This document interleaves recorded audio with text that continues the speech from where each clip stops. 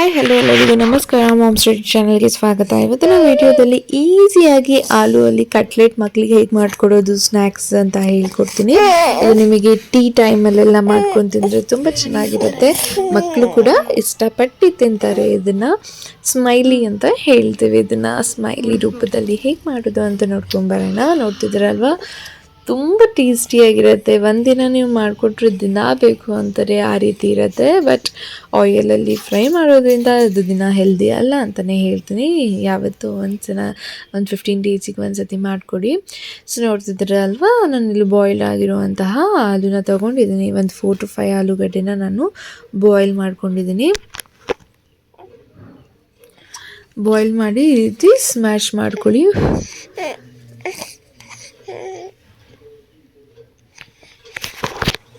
ಸ್ಮ್ಯಾಶರಲ್ಲಿ ಬೇಕಾದರೆ ಸ್ಮ್ಯಾಶ್ ಮಾಡ್ಕೊಳ್ಬೋದು, ಅಥವಾ ಕೈಯಲ್ಲೇ ಬೇಕಾದರೆ ಈ ರೀತಿ ಸ್ಮ್ಯಾಶ್ ಮಾಡ್ಕೊಳ್ಳಿ. ಸ್ಮ್ಯಾಶ್ ಮಾಡ್ಕೊಂಡಾದ್ಮೇಲೆ ಇದಕ್ಕೆ ರುಚಿಗೆ ತಕ್ಕಷ್ಟು ಉಪ್ಪು ಮತ್ತು ಪೆಪ್ಪರ್ ಪೌಡರ್ 1 ಟೇಬಲ್ ಸ್ಪೂನ್ ಅಷ್ಟು, ಅಚ್ಚ ಖಾರದ ಪುಡಿ 1 ಟೇಬಲ್ ಸ್ಪೂನ್ ಹಾಕ್ಕೊಳ್ತಿದ್ದೀನಿ. ತುಂಬ ಕಮ್ಮಿ ಇಂಗ್ರೀಡಿಯೆಂಟ್ಸ್ ಇದಕ್ಕೆ ಬೇಕಾಗಿರೋದು. ನೆಕ್ಸ್ಟು ಕಾರ್ನ್ಫ್ಲೋರ್ ಒಂದು ಅರ್ಧ ಕಪ್ ಅಷ್ಟು, ಬ್ರೆಡ್ ಕ್ರಮ್ಸ್ 1 ಕಪ್ ಅಷ್ಟು. ಬ್ರೆಡ್ ಕ್ರಮ್ಸ್ ನಿಮ್ಮ ಮನೆಯಲ್ಲಿರುವಂಥದ್ದನ್ನೇ ಬ್ರೆಡ್ ಕ್ರಮ್ಸ್ ನೀವು ಮಾಡ್ಕೋಬೋದು. ಬ್ರೆಡ್ಡನ್ನು ಸೈಡ್ಸ್ನ ತೆಗ್ದುಬಿಡಿ, ಅಥವಾ ಸೈಡ್ಸ್ ಇರಲಿ ಅಂತ ಹೇಳಿದ್ರು ಕೂಡ ಅದನ್ನು ಕೂಡ ಒಂದು 4 ಪೀಸಸಲ್ಲಿ ಮಾಡಿ ಮಿಕ್ಸಿ ಜಾರಿಗೆ ಹಾಕಿ ರುಬ್ಕೊಂಡ್ರೆ ನಿಮಗೆ ಬ್ರೆಡ್ ಕ್ರಮ್ಸ್ ರೆಡಿ ಆಗುತ್ತೆ. ಸೊ ನೋಡ್ತಿದ್ದೀರಲ್ವ, ಈ ರೀತಿ ಕಲಿಸಿರೋದು ನಾನು ಯಾವ ರೀತಿ ಕಲಿಸಿದ್ದೀನಿ ಅಂತ.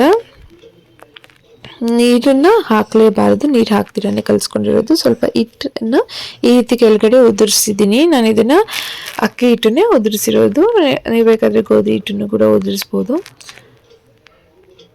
ಸೊ ಈ ರೀತಿ ಪ್ಲೇಟ್ ಮೇಲೆ ಸ್ಪ್ರೆಡ್ ಮಾಡಿಕೊಂಡು ಈವನ್ ಆಗಿ ಇದನ್ನು ಲಟ್ಟಿಸ್ಕೊಳ್ತಾ ಇದ್ದೀನಿ. ಈ ರೀತಿ ಲಟ್ಟಿಸ್ಕೊಂಡು ನಿಮಗೆ ಯಾವ ಶೇಪ್ ಅಂದರೆ ನಾನು ಇವಾಗ ತೋರಿಸಲ್ಲ, ಸ್ಮೈಲಿ ಶೇಪಲ್ಲಿ ಮಾಡ್ತಿದ್ದೀನಿ. ನೀವು ಬೇಕಾದರೆ ಬಾಕ್ಸ್ ನಿಮಗೆ ಯಾವ ಶೇಪಲ್ಲಿ ಬೇಕೋ ಆ ಶೇಪಲ್ಲಿ ಮಾಡ್ಕೊಳ್ಬೋದು. ಇರ್ತಿ ಒಂದು ಚಿಕ್ಕ ಕಪ್ನ ತೊಗೊಂಡು ರೌಂಡ್ ಶೇಪಲ್ಲಿ ಕಟ್ ಮಾಡ್ಕೊಳ್ತಿದ್ದೀನಿ. ನಾನು ಯಾವ ರೀತಿ ತೋರಿಸ್ತೀನಿ ಅದೇ ರೀತಿ ಕಂಟಿನ್ಯೂ ಮಾಡ್ತಾ ಹೋಗಿ ನೀವು. ಸೇಮ್ ಎಲ್ಲದಕ್ಕೂ ಕೂಡ ಇದೇ ಪ್ರಾಸೆಸ್ಸಲ್ಲಿ ಮಾಡಿಕೊಂಡು ಹೋಗ್ತಾ ಇರಬೇಕು. ಸೊ ಎಕ್ಸಸ್ ಏನಿದೆ ಅದನ್ನು ತೆಗೆದುಬಿಟ್ಟು ನೆಕ್ಸ್ಟ್ ಅದನ್ನು ಕೂಡ ಸೇಮ್ ಇದೇ ರೀತಿ ಉಂಡೆ ಕಟ್ಟಿ ಲಟ್ಟಿಸ್ಕೊಂಡ್ರೆ ಇನ್ನೂ ಕೆಲವಷ್ಟು ನಮಗೆ ಸ್ಮೈಲೀಸ್ ಮಾಡ್ಕೊಳ್ಳೋಕ್ಕೆ ಸಿಗುತ್ತೆ. ಸೊ ಇದು ಸ್ಟ್ರಾ ಯೂಸ್ ಮಾಡ್ತಿದ್ದೀನಿ ನಾನಿಲ್ಲಿ ಕಣ್ಣು ಮಾಡೋದಕ್ಕೆ.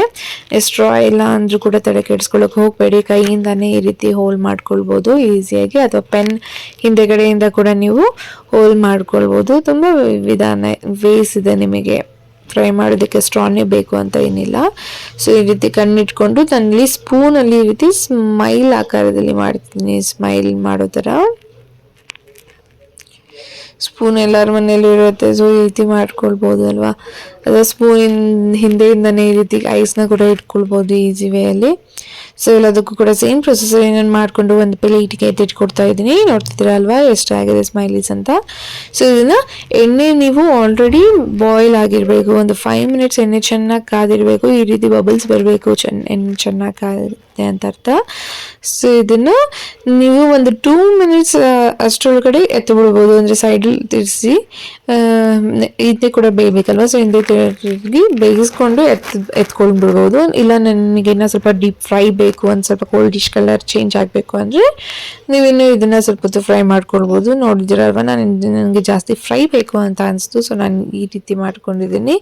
ಸೊ ಇದೇ ರೀತಿ ಎಲ್ಲವನ್ನು ಕೂಡ ಫ್ರೈ ಮಾಡ್ಕೊಳ್ಳಿ. ಇದನ್ನು ನೀವು ಕೆಚಪ್ ಮತ್ತು ಮಯೋನೀಸ್ ಜೊತೆ ಮಕ್ಕಳಿಗೆ ಕೊಟ್ಟರೆ ತುಂಬ ಇಷ್ಟಪಟ್ಟು ತಿಂತಾರೆ. ನೀವು ಕೂಡ ಇದನ್ನು ಈವ್ನಿಂಗ್ ಟೈಮ್ ಟೀ ಜೊತೆ ಅಥವಾ ಸ್ನ್ಯಾಕ್ಸ್ ಬೇಕು ಅನಿಸಿದಾಗ ಈಸಿಯಾಗಿ ಮಾಡಿಕೊಳ್ಳುವಂತಹ ರೆಸಿಪಿ ಆಗಿರುತ್ತೆ ಇದು, snack recipe.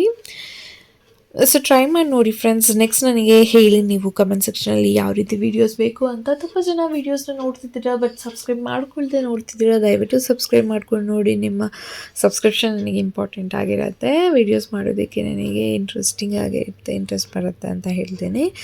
So thank you, keep watching.